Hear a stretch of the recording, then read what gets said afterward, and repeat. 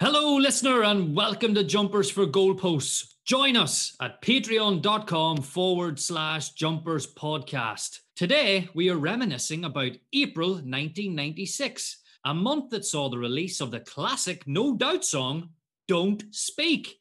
Something I'm sure Kevin Keegan wished he had done, looking back at his infamous I would love it rant. 1996 also saw the start of Moonman Stefan Schwartz's favourite comedy, Third Rock from the Sun, a show about a bunch of aliens in human disguises trying to fit in on Earth, something that Stefan Schwartz can definitely relate to. Mush The Match Man is live from Anfield to see how Liverpool get on against an exciting Newcastle side, and Brucey's Bath features a Geordie legend. So, what are we waiting for? Let's get going. Toffees just need to see this game out. A few minutes to play. 2-0 up thanks to goals by Swiss Army Knife Hottinger and Russian gangster Kanchelskis. Big Neville Southall, who's had a fairly comfortable afternoon. Well, I can still see sweat on his forehead. Big sweaty Nev in his 1970s tash hurls the ball out to Swiss blade Hottinger. Toblerone feet squares it to Daniel the Bull Amakachi. He drives at Simon Coleman, not Chris. The Nigerian still going. He cruises past Coleman into the box. Scott Sellers sticks a leg out, but no! He's laid it off for the 25-year-old Nigerian! I'd like to see his pass one. He smashes it past Ward! Daniel Amakochi makes it 3-0!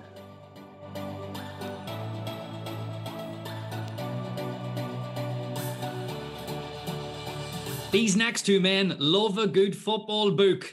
Top of Dan's reading list is Dennis Bergkamp's autobiography, Stillness and Speed, and also Inverting the Pyramid, the history of football tactics. Mush the Match Man has a different taste when it comes to books. He is halfway through Steve Bruce's novel, Striker. It's a footballing whodunit. Irish striker Pat Duffy is stabbed to death in the changing room. Honestly, listener, Brucey is a fiction writer. Look it up. When Mush is finished with Brucey, he can't wait to get stuck into one of Frank Lampard's young readers' books, Frankie's Magic Football. It's Daniel McIntyre and Connor Elliott, also known as Dan and Mush the Match Man. Dan, how are we doing today? Very good, Stephen. Dan, what is your favourite part of 1996 growing up? Oh, I was starting to truly fall in love with football. Eric Cantona was my first hero. I was buzzing anytime the Nike football ad, Good versus Evil, came on the TV when Cantona, Maldini, Ian Wright and many other legends went to hell to play against a Devil Select. What a TV ad that was, and a great time to be a football fan. Oh, what an ad. That and the Nike Airport ad have to be up there in the top two of all time. Matchman, you've got a lovely, colourful jersey on there today. What are you wearing for us? The kit I'm wearing is the Chelsea home kit from the 95-96 season. A blue collar with a yellow trim, a white V-neck for those men who wanted to button up. The club crest had a yellow trim around it, and the big seal would also be enlarged to fade in on the front of the overall kit. Was it to strike fear into the opposition, as the seal is a dangerous creature? I don't think it did, as Chelsea finished 11th this season. Shirt designers were the reliable Umbro. Never doubt them, despite Michael Owen being their poster boy for a stint. The kit was sponsored by Coors. Yes, the beer brewery from Golden, Colorado, who gave us Coors Light and them Jean-Claude Van Damme commercials. I'm sure of these few Chelsea players enjoyed a tin of Coors on the bus home after visiting grounds such as the Riverside, Highfield Road and the Dale. Men who wore this shirt were Scottish trio John Spencer, Craig, Dry Pundit Burley and current Scotland manager Steve Clarke. Defenders who were snug in this kit: Scott, I presented La Liga from my kitchen with Jerry Armstrong Minto. Norwegian Aaron Johnson, who has scored at Windsor and at Hampden Park. Frank, OG King Sinclair. Dan, I dyed my hair bleach blonde Petrescu. And Leeds legend Dubry. Men who like to kick in this shirt: Little Dennis Niggly Wise, Eddie Newton, Gavin Ponytail Peacock, Paul Final Furlong, Sexy Football himself Rude Gullet, and Mark Sparky Hughes. And selecting the 10 men to wear this kit in front of keeper Dimitri Baggy Trousers Corrine was Glenn Previous Life Huddle. The kit I'm wearing is the Chelsea home kit from 95-96. How the hell did that team finish 11th? I think Frank Sinclair scored 30 own goals that season, which probably didn't help. I think Michael Dewberry might have popped up with a couple as well. Oh, yes, definitely, yeah. Dan, you look like you've got a fine shirt on as well. Has somebody scribbled on that, Dan? Oh, don't talk to me, Stephen. This week I am wearing the Nottingham Forest away shirt from the 1995-1996 season, and it is crazy. The kit design is yellow in colour with red and navy around a V-shaped collar, which is also striped with Forest and Nottingham design across the top half of the shirt in navy. I think it's designed by possibly a child that made it with a Crayola crayons, but it looks wonderful. And then it has a magnificent red crest in classic Nottingham Forest fashion. It is sponsored by Labatt's Lager. I had to do a bit of homework on this, and I'm hoping I can get myself a 6-pack of this from somewhere. It may cost a fortune, but it will be worth it. It's designed by 90s mushroom eaters Umbro, who made many's a mad kit during the decade of the 90s. Managed by Frank Clark, Forest finished a respectful 9th in the Premier League this season and were quarter-finalists in the UEFA Cup before being knocked out by Bayern Munich. This kit was worn by legends Stuart Psycho Pearce, Steve Chattel, Colin Hanging with Mr. Cooper, Scott Ginger Gamble, Steve Slaphead Stone, Ian Doesn't Wone, Alfinga Haaland, Chris Sport Simpson Williams, Brian of the Rovers Roy, Kevin Campbell Soup, and Pineapple Head Jason Lee. What an absolutely magnificent kit. You could wear this playing football, you could wear it to Ibiza, you could wear it to a festival, you could wear it to bed. It's unbelievable. It's my favourite kit in the series, and I'm buzzing. If you're not familiar with this kit, look it up. Honestly, it is so bad. It's brilliant. What was the Pineapple Head one there you said? Jason Lee, you know the boy, the striker? Yes. Yeah. Up like Marge Simpson. Yes. And he was cat. Okay, it's time to look back at the best and worst bits of business of 95-96. This is Transfer Business.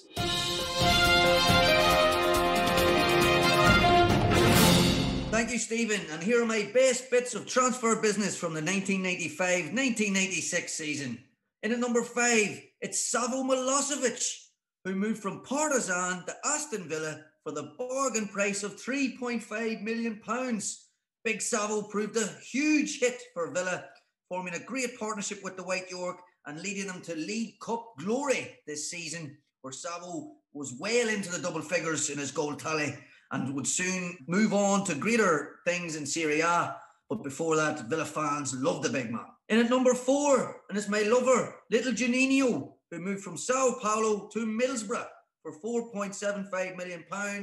Juninho was loved at the Riverside. Brian Robson loved the little man. His teammates loved him. The fans loved him. The Premier League loved him. He was a brilliant player and helped keep Middlesbrough in the Premier League this season. Was this the first time or the 7th time that he signed for Borough? This is the first time, Stephen. Good question. I should have said that in my notes there.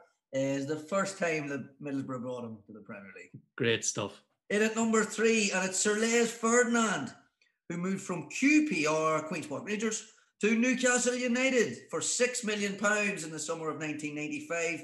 Les thumped in the goals, forming a great partnership with Peter Beardsley, David Ginola and Keith Gillespie, and proved to be the ultimate replacement for Andy Cole, who had moved to Manchester United the previous January. Matchman, a fan of Les Ferdinand? Look back at his goals for QPR. He was the one-man powerhouse up top for them. That QPR team, they were very poor. He had a good partnership with your mate Alan Shearer as well, Matchman. Yes, me and Shearer are very, very good friends. Despite his dry personality, we do get on. And in at number 2, it's sexy football Ruud Gullit, who moved from Sampdoria to Chelsea on a free transfer. What a masterstroke this was from previous life. Glenn Hoddle bringing the former World Player of the Year to the Premier League. It was a shock to me at the time and still is looking back, but this was really the start of Chelsea bringing those top players to the club and trying to bring that continental flavour. He would, of course, go on and manage Chelsea.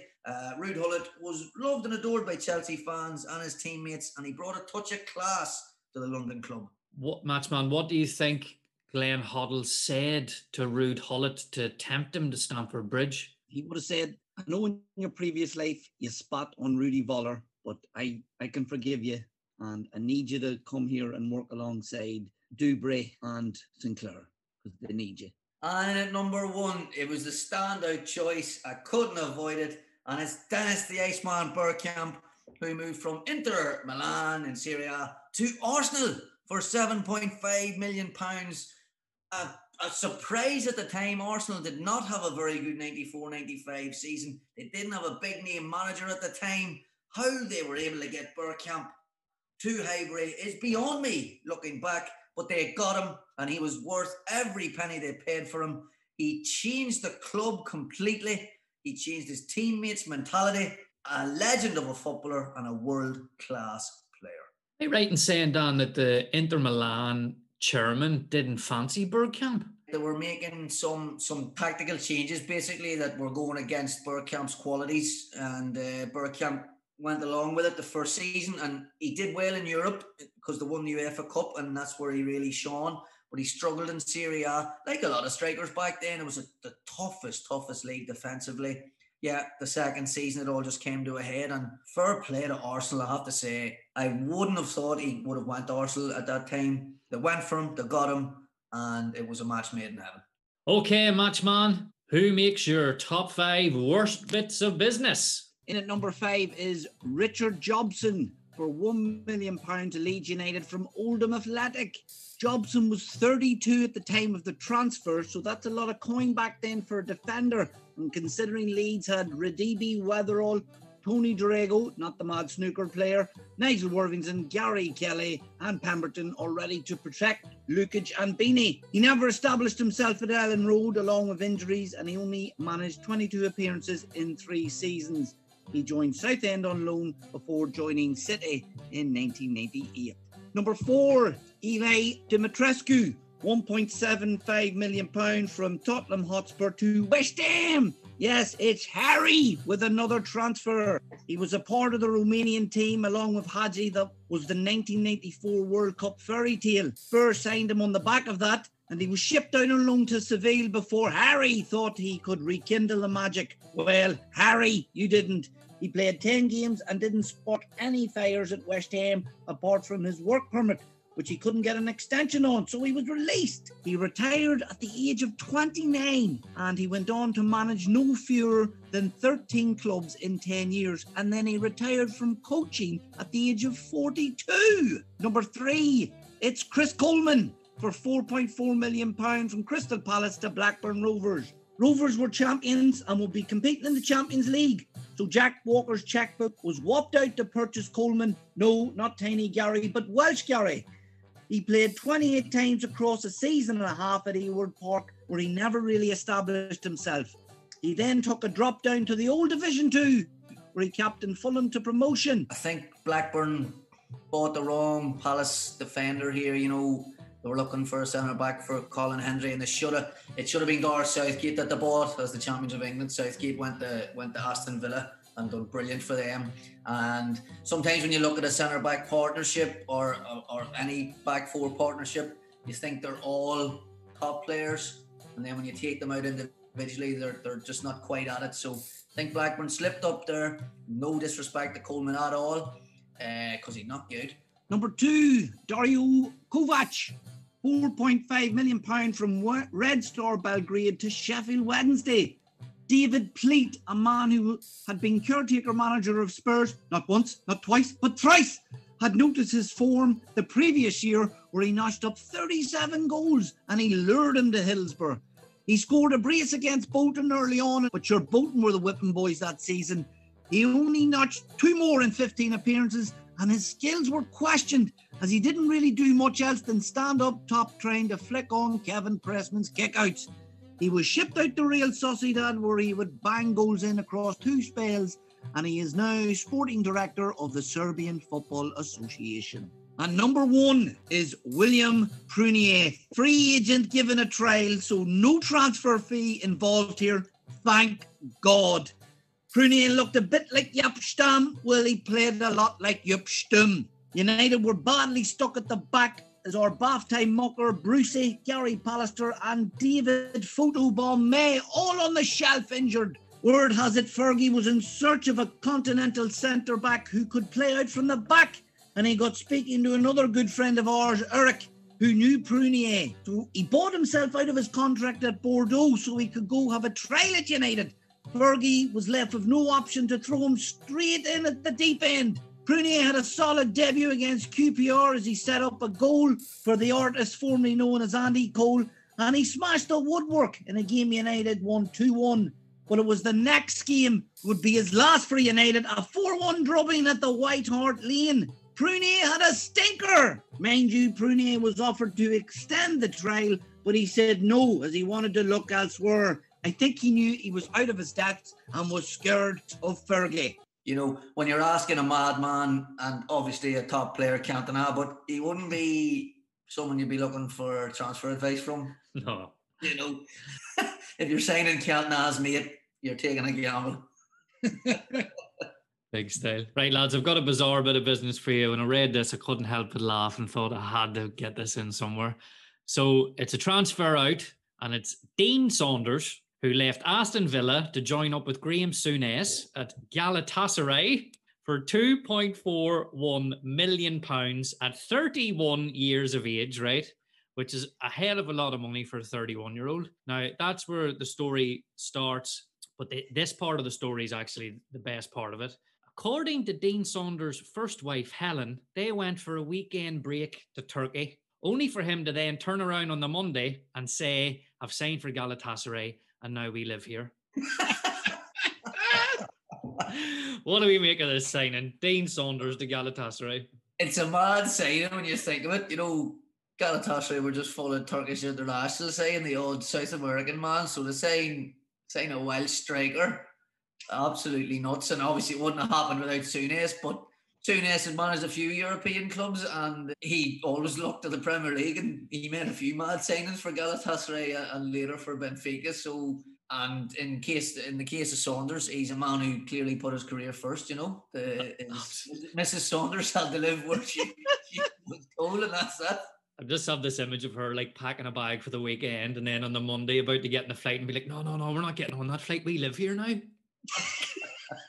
And Dan, you're absolutely right about Graham Souness signing a few, going back to the Premiership, because not only did he sign Dean Saunders, he also signed Barry the Mullet Venison for $750,000 the same season. You're joking. I did not know that. I did not know that either.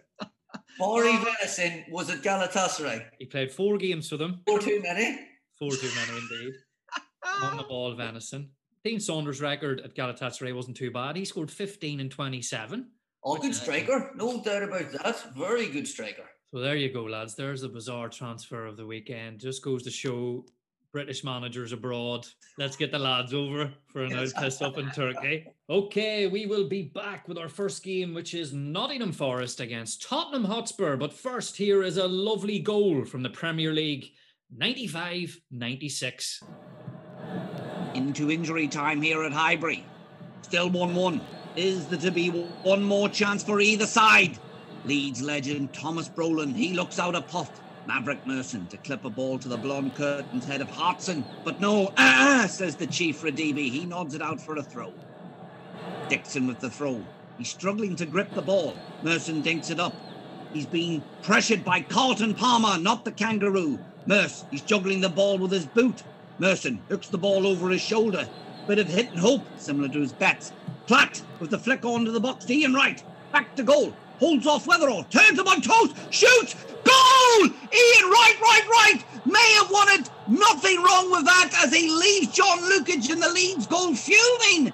It's Arsenal 2, Leeds 1. Okay, we are back with our first match, Nottingham Forest against Spurs. Dan took a look at this one from the City ground. Dan, what happened between these two wonderful English sides? Thank you, Stephen. Yes, very good game at the City ground here between two evenly matched sides on the day and that season. And Nottingham Forest lined up with a 4-3-3 on the day with goalkeeper Mark Crossley, a back four of Des Little, Stuart Pearce, Steve Chettle and Colin Cooper, a midfield three of Chris Bart-Williams, Steve Stone and Ian Wone, and a front three of Brian Roy, Paul McGregor and Jason Lee. Tottenham arrived with a fine 4-4-2 and they went with Ian Walker in goals, Dean Stone Cold Steve Austin right back, Sol Campbell and Stuart Nethercutt centre half with Clive Wilson left back.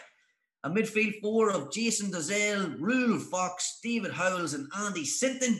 And a lovely front two of Teddy Sheringham and summer signing Chris Armstrong. The game started in even fashion with both teams creating and making opportunities for each other in a tough opening period overall, with Rule Fox and Chris Armstrong going close for Tottenham Hotspurs and Ian Wone and Jason Lee going close for Nottingham Forest. Jason Lee, who surely should have had more goals than he did for Forest, and Ian Wone, a lovely left foot, and in my opinion, certainly should have had a few England caps. In the 35th minute, Captain Stuart Pearce took the bull by the horns and went on a driving run from left back, skinning stone cold Dean Austin and drilling a shot which was blocked by Ian Walker, but tapped in by tiny bald man. You know it. It's Steve Stone who had another idea for Tottenham on that day, and he put Spurs 1-0 down at the City Ground. Forest in front. The remaining 10 minutes of the first half saw Spurs digging deep and Teddy Sheringham going close twice. I do feel, looking at this Tottenham Hotspur lineup, that Teddy just needed a little bit more help. He was in desperate need for Darren Anderton to somehow get fit again. 1-0 to Nottingham Forest at the break. Second half started, and again a lively start, but Forest much the quicker, with Stone and Wong dominating the midfield area with their dribbling and trickery. And Mark Crossley would catch a corner easily and set up an attack for Nottingham Forest on the break, with Stone and Kevin Campbell involved. And excellent work from Ian Wong, who took 2 touches to set himself up to put the ball in the top corner of the net from 25 yards. This was not the first or last cracker that Ian Wong would score for Nottingham Forest. Spurs refused to give up, and led by Sheringham, how could they? What a magnificent player he was. And he would set up a header for Chris Armstrong with 10 minutes to go and give Spurs some sort of hope. Jerry Francis would go gung-ho and turn into a 4-2-4 for the last 5 minutes, but it was too little too late. Even throwing Sol Campbell up front in stoppage time wasn't enough to get an equaliser. And the game finished 2-1. 3 points thoroughly deserved for Nottingham Forest across the 90. And they go mid-table. Spurs still lagging behind, but not too far off. Both pushing for Europe. An entertaining game at the City Ground. This game finished Nottingham Forest 2, Tottenham Hotspurs 1. A tight battle here between two sides that were pushing to get into the top 4, but just missing out in the end. What did you make of this Forest side? Obviously, they were a bit of a yo-yo team around this period. Clough no longer there. Well, Stuart Pearce, he was a world-class left-back, obviously, full England international and had captained Forest for many years.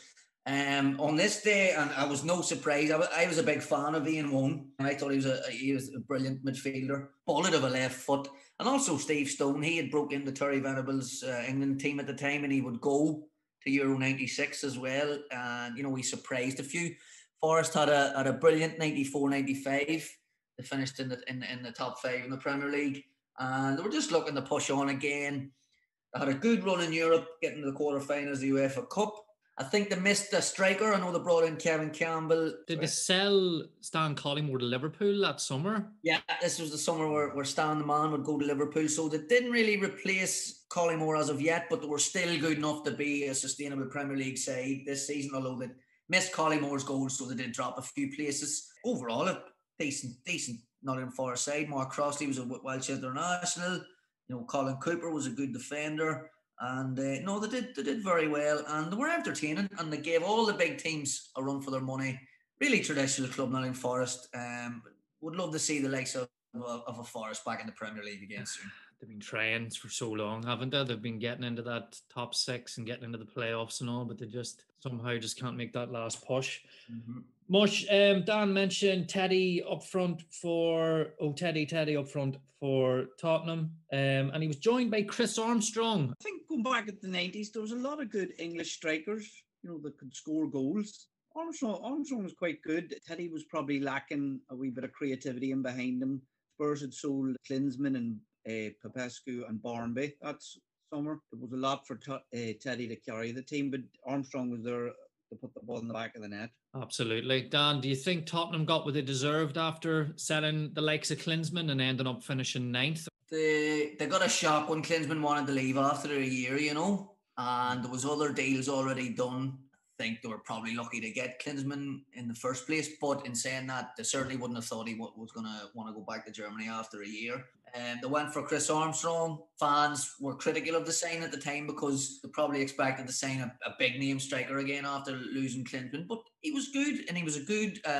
He was complimentary in terms of the partnership with Sheringham. Sheringham was always better with a target man and a runner beside him to give him space. They also lost Nick Barmby that summer. He moved to Middlesbrough, which they didn't see coming. Darren Anderton missed a lot of the season through injury. They somehow managed to keep him. He was heavily linked with Manchester United and even met with Sir Alex Ferguson. But I think overall, you look at the Tottenham team there, 9th is probably where they deserve to be. There's a lot of holes in that side. And you can see even in this game, pretty poor at the back.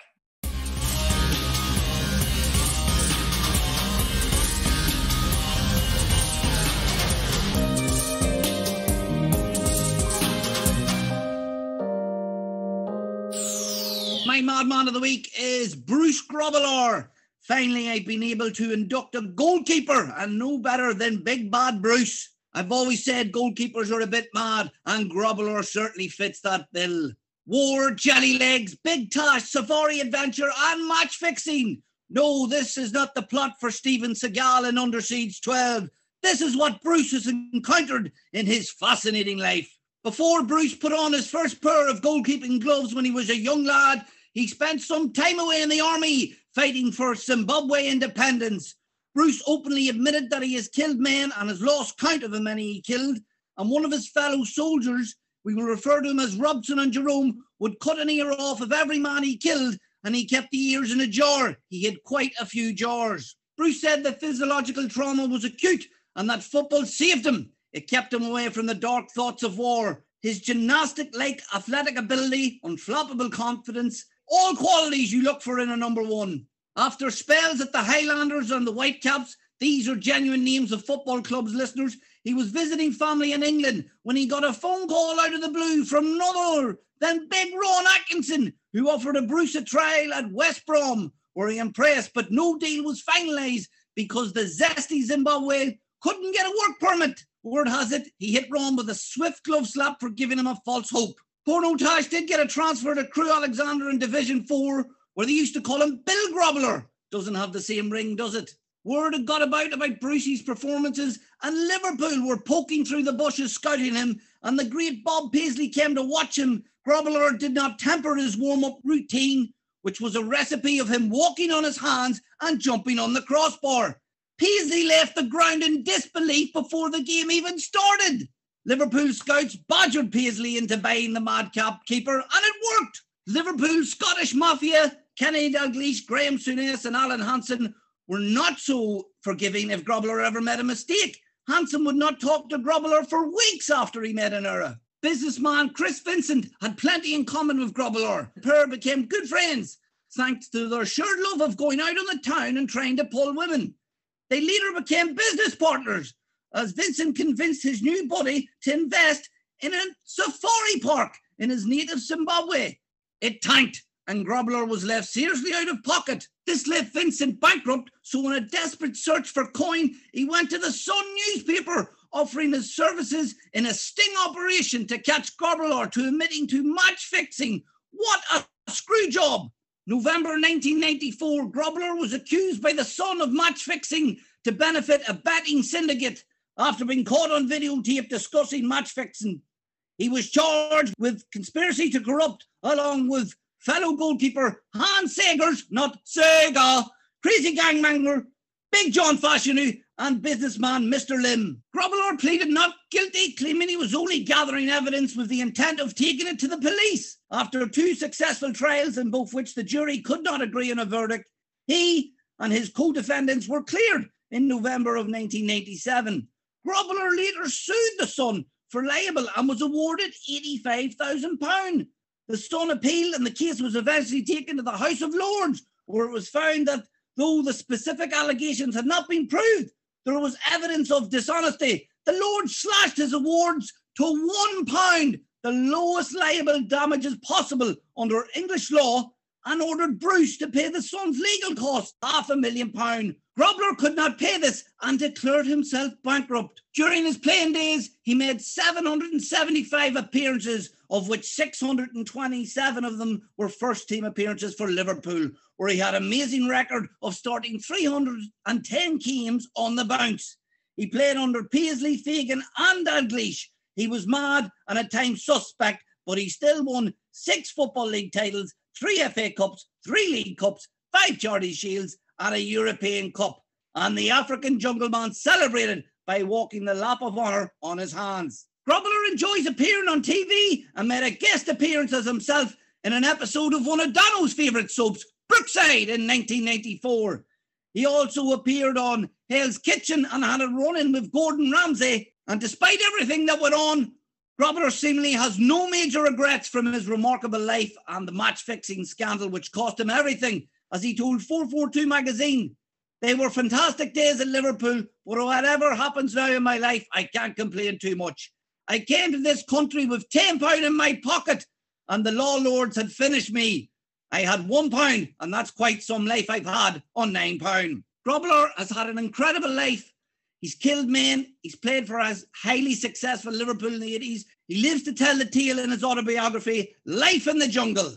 My madman of the week is Bruce Grobler. Camionato di calcio Italiano.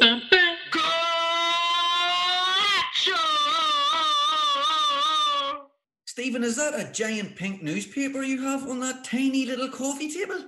It is, and I've got a wee double espresso right beside me as well, Dan. I'm ready to get lit. It also looks like a mighty dessert you're getting stuck into. What are you nibbling on before this Titanic Milan v Fiorentina classic? Well, I'm gonna let you into a little secret, Dan. On Saturday mornings, I like to have a banana split. Very nice. Yes, and it's just the perfect dessert for this wonderful game between Milan and Fiorentina. The San Siro was ready for a party on the afternoon of the 28th of April, 1996. Fabio Capello's Milan had one hand on their 15th Scudetto. Victory over the Tinkerman Claudio Ranieri's visiting Fiorentina, coupled with Juventus failing to beat Roma in Rome, would ensure the title went to Milan once again. Capello's star-studded side were strong favourites going into this Week 32 clash.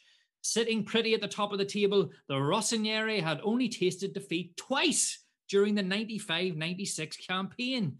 Fiorentina were having a decent season of their own as they chased Lazio down for third spot, despite having already secured qualification for the 96-97 UEFA Cup. Postman Pat lookalike Capello started with ever-present Rossi in goal, a solid back four of Panucci, Costa Curta, Baresi, who was playing his 19th campaign for Milan, and Maldini at left back, a midfield four of Savicevic, Uncle Albertini, Desai and Donadoni, who was preferred to Oranio. And what about this for a front two, lads? Both signed in the summer of 95, Roberto Baggio and George Weah. My God. The Tinkerman was at the tinkering even in 1996. No Batistuta in the squad. He was being rested for the Coppa Italia final. Francesco Toldo was in the bags. A back four of Carnesciali, Lorenzo Amoruso, Padalino and Sotil. The midfield four was Piacentini. I can't believe it, but he's popped up again. It's the extraterrestrial Stefan Schwartz, Portuguese Prince Rui Costa, and Sandro Coy. Pancelli and Robbiati led the line. The expectant San Siro crowd was very quickly silenced, however. La Viola's Portuguese maestro Rui Costa danced his way through the Milan defence to find himself staring Sebastiano Rossi in the eyes and passed the ball beyond the cap-wearing goalkeeper, putting the visitors in front. It was a white handicap-type cap for any hat lovers out there. The lead would last a matter of seconds, though, as Ranieri's side were still celebrating. Dejan Savicevic equalised from the kickoff. After a neat move down the right that left him one-on-one with Toldo, he tucked the ball under the unrushing shot stopper to square the game at 1-1. With the first half drawing to a close, Roma were leading Juventus thanks to an early Marco Del Vecchio strike. As it stood, Milan would be crowned champions. The home crowd were off their seats once more as the game went into stoppage time at the end of the first half, with referee Walter Sincerapini pointing to the spot to give Roberto Baggio the chance to hand Milan the lead. Baggio, calm as you like, placed the ball to Toldo's left. Then Baggio in his wee ponytail ran off into the corner. He ripped off his jersey, stuck it on the corner flag and held it up to the delight of the Milan crowd. The ref would once again point to the spot early on in the second half, but this time he awarded a penalty to Fiorentina. Sebastiano Rossi sent the San Siro wild by throwing himself to his right to push away the Portuguese prince Rui Costa's effort and keep the score at 2-1. Meanwhile, in Rome, it was 2-0 to Roma. Francesco Moriero had doubled the lead. Milan were nearly there. Milan could have had it wrapped up shortly after when a lovely flowing move led them into the area and Donadoni led the ball out to the edge of the box. In came Uncle Albertini. He connected with it lovely. It was sailing straight in, but then it somehow hit the post and bounced straight back out and away to safety. With just under 15 minutes to play, Marco Simeone wrapped up Milan's 15th title and sent the packed San Siro into party mode. The decisive move started with some trickery down the left. Simeone was alert in the box, getting on the end of Donadoni's cross, and despite the best efforts of Toldo, the ball trickled over the line, putting Milan out of sight. After this, there was action down on the bench, and in the 80th minute, the president of Liberia, George Weah, made way for the AC Milan number 7. And the number 7 is only Sheffield Wednesday and West Ham hero and surely future madman of the week, Paolo Di Canio. He looked unbelievable in that famous Milan Lotto jersey with opal across the front. And he almost scored too, picking up the ball on the left-hand flank and sprinting to the edge of the D before unleashing a shot narrowly wide of Toldo's right post. It was difficult to see the last few minutes of this game as there was that many flares let off in the San Siro. It was like little smoke bombs had gone off everywhere. Juventus fought back in the capital to draw 2-2 against Roma, but it didn't matter as Milan cruised to victory and the title was theirs. Their 15th Scudetto and their 4th in 5 years. It would also be Fabio Capello's last game as manager of this Milan side during this spell in charge. He would take his post van, his post bag, and his little black and white cat called Mucci Panucci off the Real Madrid. This game was a joy to watch. 80,000 inside the San Siro and the last glimpse of this great Milan side of the mid-90s before they went downhill until the end of the decade when they rose again. Desai showed why he is the complete box-to-box midfielder, and the pace and power of George Weah was frightening. I couldn't think of a number 9 in today's game with Weah's qualities. It wasn't a bad season for the Tinkerman and Batigol either. They ended up winning the Coppa Italia with Batigol getting the winner against Atalanta. This one finished AC Milan 3, Fiorentina 1. Dan, I'm sure you were as excited as I was when I seen Baggio and Weah up front on the team sheet here. Two absolute colossals of mid-90s football. Oh, the very best in the world. Where obviously he had won the World Player of the Year award. Baggio was the king of Italy still, and he had a few clubs in his career, but AC Milan getting him was a very shrewd move from Fabio Capello. Brilliant partnership, and really when you see the back four, you have Desai in the engine room and those two up front, it's no wonder that they won the title. You mentioned Marcel Desailly being a box-to-box midfielder, which was kind of a surprise to me because I can remember him playing for France as centre-half and him being such a composed centre-half, and the same for Chelsea. My God, this boy had some engine. Unbelievable engine, a terrific athlete, world-class footballer. He would pop up and score goals for Milan as well, and it's like you've got this unbelievable back five, including Rossi, and it's like, how can we protect this even further? We'll throw Desai in front of them. You know what I mean? It's unbeatable. You look back at the record that Costa Curta, Baresi, Maldini, that they had, and then you throw Desai on top of it. They did not concede many goals.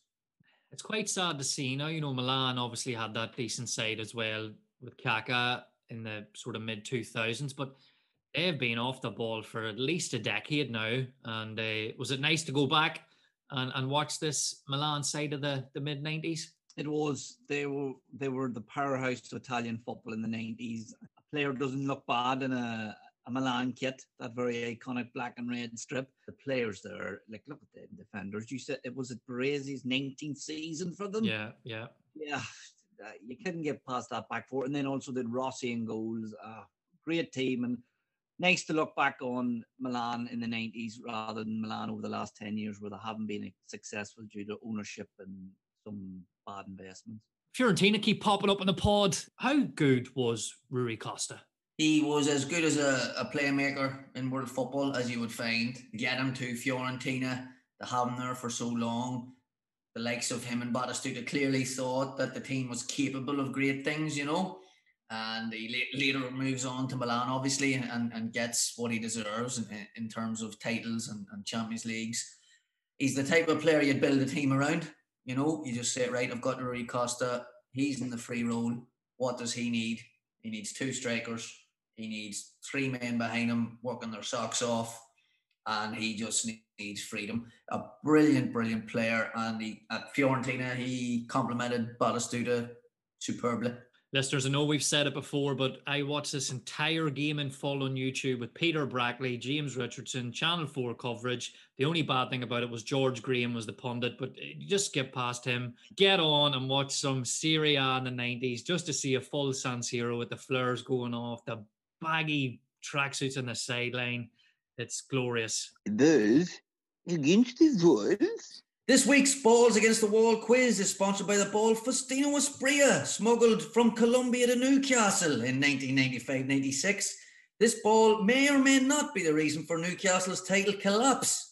Either way, it is now safe and sound in Peter Beardsley's attic. Oh, what a ball. Yes, welcome to the Balls Against the Wall quiz, the quiz where I pit Dan against Mush to see who has the best football knowledge. It's 5-3 in the series to Dan. So, Mush, if he can pull it back this week, it's going to be real tight going into the end of the season. Lads, as ever, we are joined by our good friend, Ua Cantona, to keep the scores. Hello, Eric. Eric, what did you think about 1995-1996? I am Cantona. Spot on. Great stuff, Eric. Before we get into anything, we need your player buzzers. And this week, the player buzzers are Premier League stadiums. Dan, what is your player buzzer? Riverside. Matchman, what is your player buzzer? Highfield Road. Highfield Road versus Riverside. Love it. Lads, this week you're playing for the number 2 single from that week in the charts. It's Ooh-Ah Just a Little Bit by Gina G. Oh, Foxy. Tune. You will know when the quiz is over when you hear this noise. Absolute load of nonsense. Absolute load of nonsense. Question 1. Which sports brand made Blackburn Rovers kits? Riverside. Yes, Dan. Essex. Correct. Who captained Manchester City? Riverside. Road. Yes, Dan. Heath Curl. He did. Who sponsored Chelsea's kits? Riverside. Highfield Road. That's Dan. Coors Correct. Where did Nottingham Forest play their home games? Highfield Road. Oh, Yes, Mush. City Ground. Yes. Manchester United won the league, but only had one player in the PFA Team of the Year. Who was that player? Riverside. Yes, Dan. Eric Cantona. Incorrect. What? Mush. Gary Neville. It is Gary Neville. Are you joking me? I know, I couldn't believe it.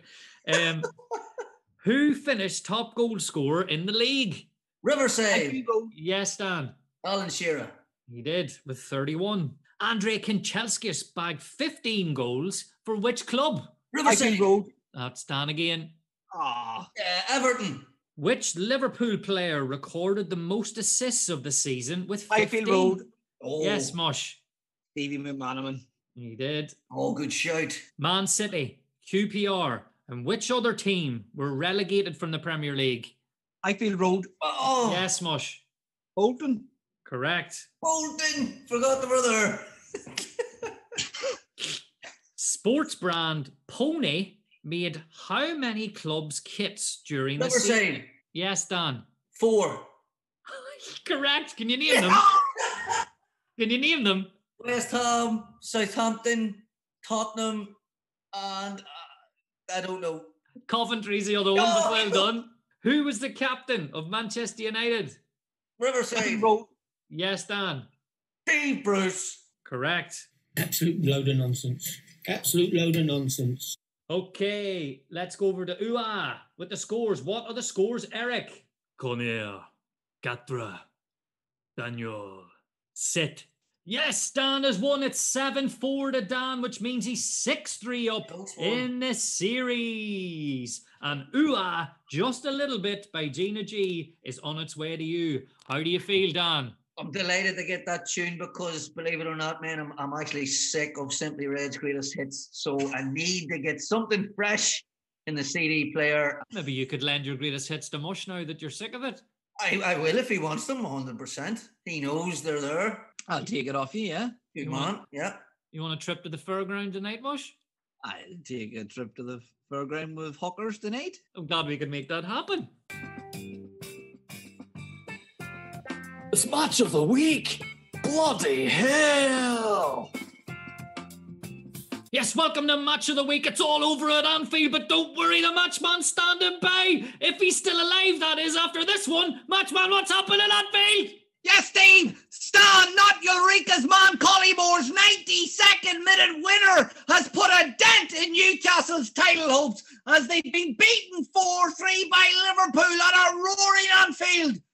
My word, football is a beautiful game, way overcomplicated. This is why it should be played. Bloody just go for it! The mentality was on show tonight in this 7-goal thriller, which has treated us to an attacking feast. Anfield has witnessed a Bobby Dazzler, and it may go down as the best game in Premier League history. Thanks to two teams who are up at the top of the table for a reason and let their fire guard down tonight, and the art of defending went out the windows, similar to a brick going through a window in the toxic area in Liverpool. Kevin Keegan looks to have aged over this 90 minutes. Has he got the look of, I was 12 points clear at January, now I've gone and effed it up. This tie was meant to be played at the end of March, but had to be rescheduled due to Liverpool being involved in the Littlewoods FA Cup tie with Brian Little's Villa. Well, that suited me, as I was unavailable that weekend, as I was away at the live filming of an episode of Funhouse, watching Pat Sharp rock a mullet and two twins. Going into this game, Newcastle had 2 games in hand over Manchester United. Their advantage was slim shady in comparison to that at the end of January, when they had a 12-point lead. Signs of a serious touch of the Jimmy Whites. King Kevin made one change to the team from their previous match, which they'd lost to Arsenal at a screaming Lady Highbury. Defender Warren Dodgy Barton with Steve Watson coming in. They lined up with a 4-4-2 formation with Faustina, Jellylegs Aspria and Big Les Ferdinand serving as the 2 men up top. And David is my Herworth at Ginola and Peter Quasimodo Beardsley as the wide men, providing width and service. Liverpool replaced Michael I Broke Liverpool Hearts in 89 Thomas with Jamie Redknapp and Dominic Slaphead Matteo with Rob Mrs. Jones. Roy Evans deployed a 3-4-1-2 formation, fruity to say the least. Steve Spiceboy McManaman acting as the link between midfield and the final third. Newcastle could not have wished for a worse start than Robbie, not Mark Fowler, heading home unmarked from Stan the Man Ulrika Collingmore's cross to open the scoring inside the first 2 minutes. Wakey Magpies, hands off Snakey. But they soon made amends. Aspria's tricky strobe lighting effect feet took him inside. Neil Razor Ruddock with ease, and when Big Les Ferdinand was found in the middle, he turned beautifully before beating traffic cone James with a powerful effort which perhaps James should have kept out. Was my Herworth at Ginola then stunned Anfield as he ran through off the left from Big Les Ferdinand's quick thinking, his through ball, and beat an onrushing traffic cone James with a cool finish from 20 yards out to silence the Cop as Newcastle, as it stood, moved level with United at the top of the table. Keegan's boxers still white at this stage. Liverpool low were now pinned and got up after a 2 count. First, Mark Fruit and Veg Fowler, and then Steve Spiceboy McManaman went close, but no cigar. Newcastle winning at half-time, 2-1 up. The second period was just 10 minutes old when Fowler did find a breakthrough with his second of the evening from Spice Boy's smart setup. Another example of a combination which may provide hope for Terry Venables without his pet kangaroo Carlton Palmer's England side at Euro 96 this summer. It's coming home. Oh, wait. The relief around Anfield was unbelievable when it was swiftly burst. Reeve legs a spray and beat traffic on James, who was already out of his area on a sponsored walk from nearly 30 yards. Newcastle could have put the game to a bedtime story had Ginola and his head and shoulders found Ferdinand. No, not Ria or Anton, but Big Uncle Les in a great position to score a fourth of the night. King Kev's face matched his cloud hair as his fears were met. His Newcastle side had a dose of the runs, and Ulrika Collymore's first of the night followed as he turned in plastic Paddy McAteer's excellent D'Lo Brown delivery from deep on the right flank. Before Newcastle missed yet another chance as Calamity Chains finally denied Uncle Les Ferdinand on a one-on-one. What a clown of a keeper. 3-3.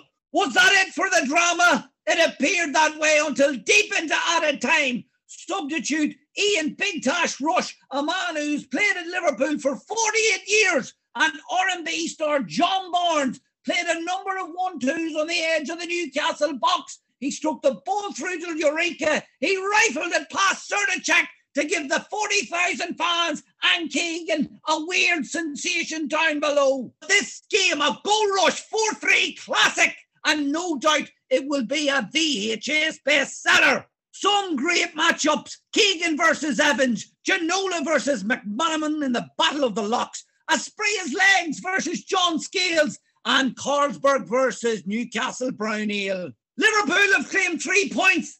They have a frightening front two of cauliflower and fruit and veg Fowler. Big question marks over traffic cone David James, but there is signs of hopes for Liverpool with their attacking options and an FA Cup final in May to look forward to. I hear the players go for suit fittings next week, with the colour cream being an option. As for Newcastle, well, manager Kevin Keegan slumped over the advertising hoardings in front of his dugout with a face that has just either seen a ghost or he has just soiled himself. His magpies, granted, are exciting to watch, but nothing wrong with shutting up shop the odd time, Kevin. Keegan's side still trailing Manchester United by 3 points in the race for the 95-96 title. They do have a game in hand, but at least we forget his side were 12th clear in January. The title race is alive and well, but I can sense there is one of the biggest battle jobs in English football ever. It's finished here. Thank God. Liverpool 4, Newcastle 3. I am goosed and in need of Lucozade and not the glass bottle type you would get if you were in hospital. Back to you in the studio, Steve. What a match, man. Up there with one of the best games ever in the Premier League. What did you make of it? Superb game of football. Two teams who at the time were unable to shut up shop, so they just went at each other with the great attacking players that they had. Any game that ends in 4-3 is a cracker, but when you have these type of players on show, it really adds to it because there was so many chances created as well. It could have been 8-7, 9-8. It was a brilliant game. I think summed up both clubs at the time, just very, very attacking. Looking back, it's probably quite easy to pinpoint this game as the point where it all went Pete Tong for Kevin Keegan. I was quite concerned by his gear that he was wearing at Anfield. He looked like a member of Spandau Ballet. He had sort of a red velvet blazer and a wee skinny tie. And yes. I thought he was sort of doomed from the off. Yes, he got all dressed up for his return to Anfield, a Liverpool hero himself. And there was a lot of dodgy clubber floating about Liverpool back then, and Keegan had to do it on his return. A shocking blazer. I think he soon covered up with a fine Newky brown Adidas jacket, thankfully. But he got all dressed up for Sky Sports Live, and managers should not do that. Definitely not, especially wearing the other team's colours. Do you think, looking back, that was the final nail in the coffin in terms of them going for the league? I think I would have knocked them for 6. Mush touches on it there. Shut up shop. 3-3. Yeah, take the point. Wouldn't have been a bad result, but to lose it then, and I think more than the players, Kevin Keegan was a very passionate man and is a passionate man and a very passionate manager, hard on the sleeve type. That iconic image of him sunk over the advertising board, you know, he's defeated more than the players, where it's his job to lift the players and get them going again. Don't think he had it in him. I think that sunk him. Just looking at this Newcastle team, as you said, they were all gung-ho and they were a delight to watch at times. Who stood out for you in their forward line? He had a real job with his hands. Remember the fans went and protested when he sold Andy Cole, and Keegan promised them. He said, and he always believed things that Keegan says. He's so passionate and honest. I promise you, I'm signing good players. And he signed Ginola and Les Ferdinand. He then signed Faustino Asprilla. Keith Gillespie was brilliant for them in 95-96. And that, I would look at the Asprilla signing because he dropped Gillespie and moved Beardsley to the right. Beardsley didn't have the legs to play on the wing anymore.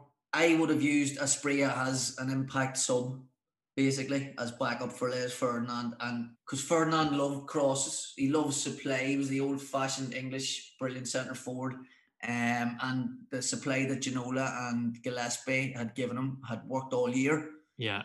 If it's not broke, do not fix it. But all those attacking players were brilliant to watch. I have these memories of Asprilla being this unbelievable striker, but his record for Newcastle isn't great. You know, I think it was 9 and 45. We touched on it before. And Keith Gillespie has went on record afterwards saying that he was so good, his performances were so good at Newcastle that Alex Ferguson tried to sign him back. Kevin Keegan just wasn't having it. That's true. He was really just electric pace, you know. Very hard to defend against that type of pace. And then you have Ginola on the other side with so much skill. Good balance. Good balance. We obviously have made light of his I would love it rant, but how much would you love a manager right now in today's game to be as passionate, off the cuff, as heartfelt as Keegan, and just say what he feels and really be honest on camera? It would seem any time a manager does that now that they get criticised by sections of the media, and in some cases they end up losing their job, which is ridiculous really, because all football fans want from their club in general is honesty. Success obviously as well, but honesty first. You know, the likes of Keegan is missed, certainly. We could do a lot more of it. He was refreshing and so honest, maybe too honest, but you can't knock him for that.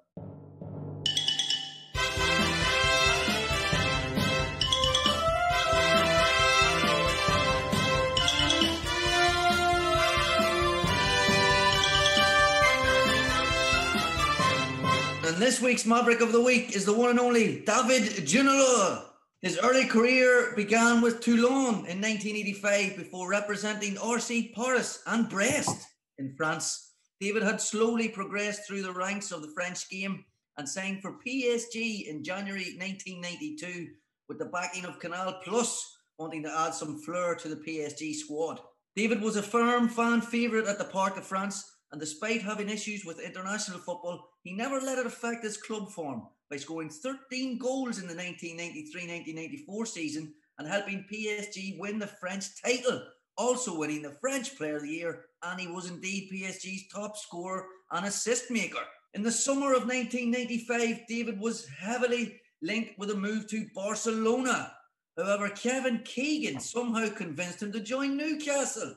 Regrets, I've had a few. David was a huge hit on Tyneside, and along with Peter Beardsley, Sir Les Ferdinand, Keith Gillespie, Faustino Asprilla and Philip Albert, Newcastle almost won the title in 1995-96, but unbelievably collapsed and lost a 12-point lead. In the summer of 1996, again Barcelona would come knocking. Newcastle refused to sell David, and he respectfully didn't force a move. Regrets, I've had a few, part 2. On to the summer of 1997, and David moved to Tottenham Hotspur after a falling out with new Newcastle manager Kenny Dalglish, who didn't rate the Frenchman. He was the catalyst during the 1998-99 season when he helped them win their first trophy in 7 years in the form of the Worthington Cup.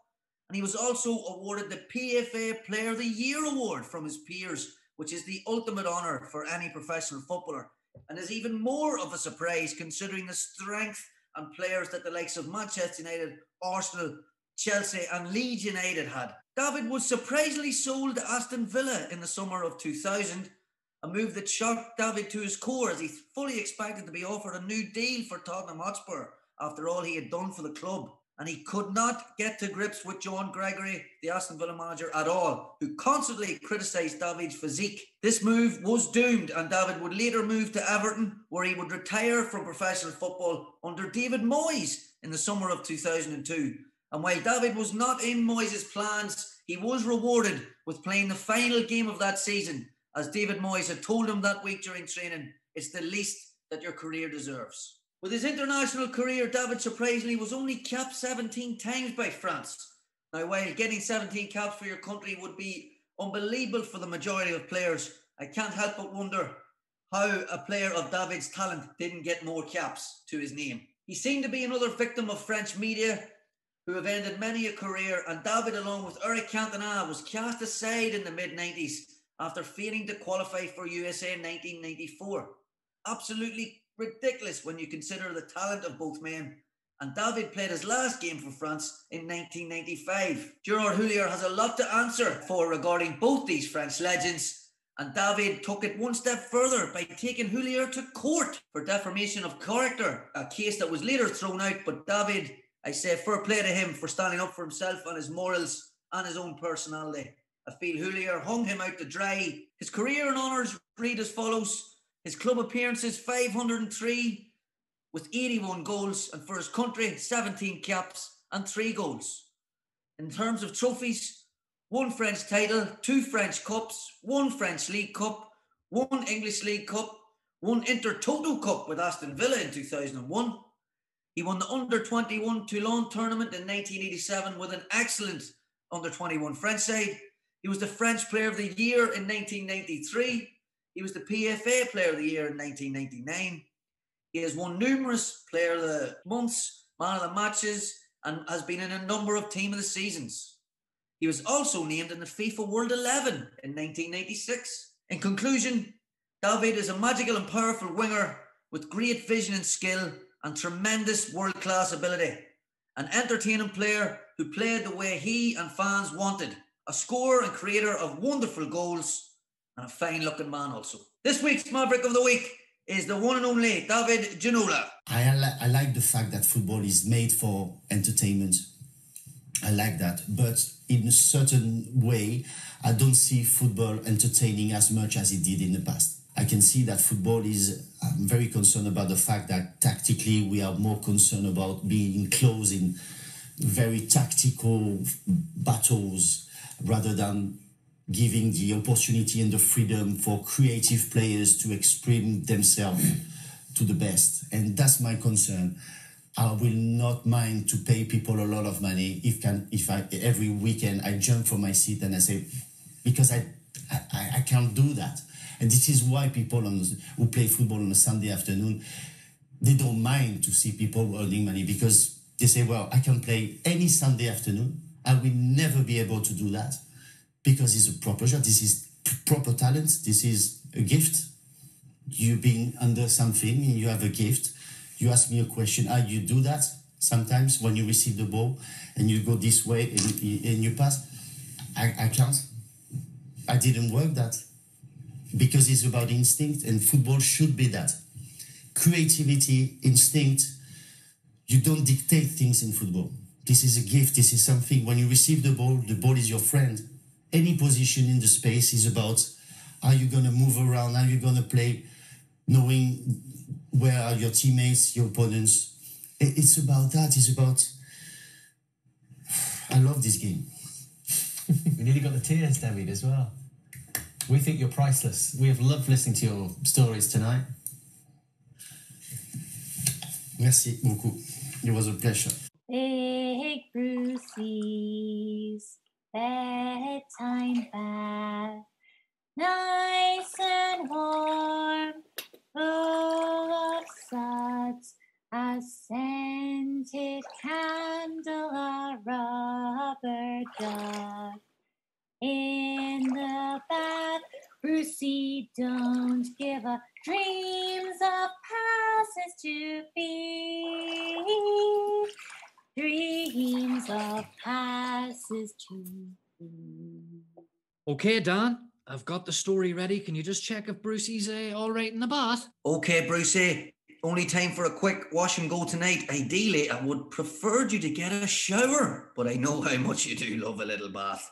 You have a flight to Paris at midnight tonight as you're off on a wine tasting weekend with David May, Paul Parker, and French Onion, William Prunier. Okay, Brucey. This week's story is by a fellow Geordie, Peter Beardsley.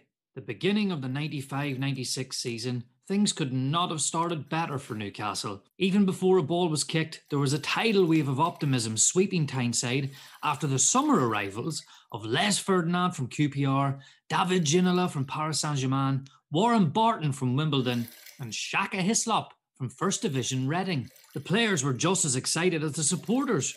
When I looked around the dressing room and saw just how many top-class players we had at the club now and compared it to the situation during my first spell at Newcastle, I could only marvel at the giant strides the club had made in the past 3 years. The gaffer, Kevin Keegan, had certainly pushed the boat out in a big way.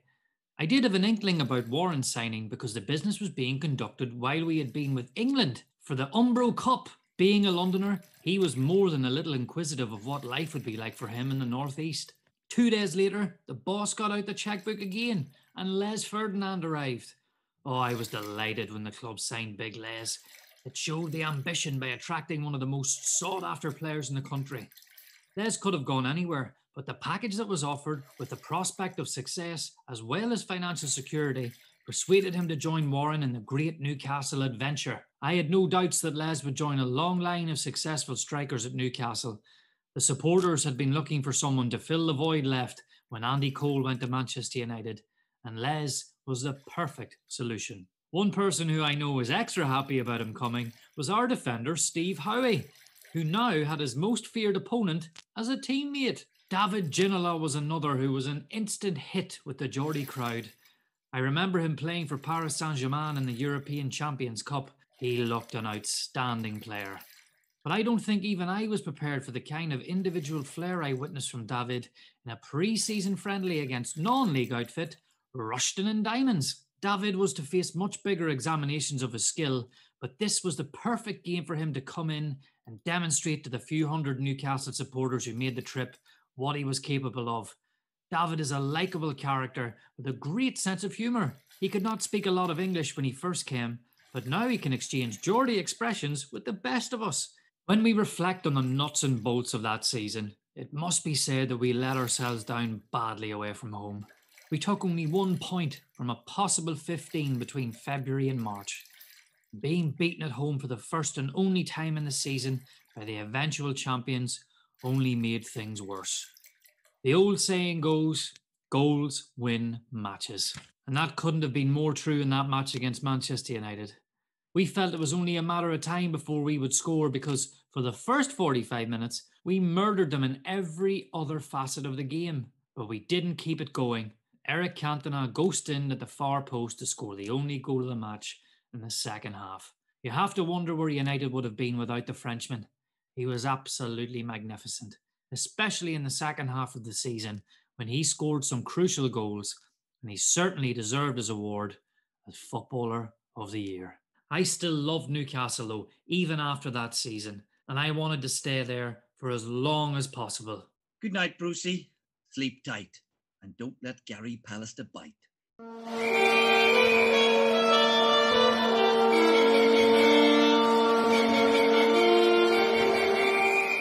So now it's the part of the pod where we pick another player in our Simpsons look-alike 11. There's only a couple of places left, but Dan has got this week's pick. Dan, who have you went for? Yes, Stephen, this week I've went for a third striker. He's going to go into the firepower with Ole Gunnar Solskjaer and Giroud. And it's a man and his look-alike, two family men, two men who are kings of their trade, two men not afraid to get physical or violent when they need to be. And it's Cletus, a.k.a. Luis Suarez. And he goes straight in to our 3-4-3 or 4-3-3, whatever way it's going to end up being. I love it, and I think it's going to work. Lead us a slack-jawed yokel. What do you make of that match, man? I did not see that coming, and I hope he does not bite Wendell and Quimby's nephew up top. I suppose every team needs an animal, and we have one now in Cletus. And there's that famous song in The Simpsons which goes, some folks will never clean their toes, but then again, some folk will, like Suarez, the slack-jawed yokel. I think it's going to have to be a 3-4-3. What do we reckon? I think so. Yeah, the way it's shaping up, it's going to be an attacking team. Brilliant stuff. It's my pick next week, and I've got a defender for you. I'm looking forward to sharing it with you because I'm not sure you would have heard of the player. There we go. So, Cletus, the Suarez, slack-jawed yokel, going straight in to the Simpsons look-alike 11. Great pick. Okay, unfortunately, that is it for this week's pod, but we will be back next week, and we're going to take a look at some Cup classics from the 2007-2008 season, particularly some of the big upsets in the FA Cup. Dan, are you looking forward to this one? Oh, looking forward to delving into some giant killings. Always refreshing to see some smaller clubs topple the big boys. Absolutely. Matchman, you love a good cup run. What are you looking forward to about next week? Yes, I love a good cup run. I love the old traditional cup. So looking forward to a couple of juicy upsets and some of the players on show that we forgot have played for certain clubs. Remember, folks, you can get in touch with us with your football stories and also the games that you might like covered. We're on Facebook at Jumpers Podcast.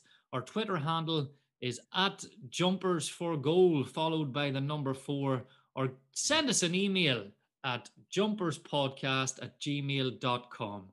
So, it's good night from me, and it's good night from Dan. Say good night, Dan. Good night, Dan. And it's good night from Mush the Match Man. Say good night, Mush. Good night, Mush. See you next week.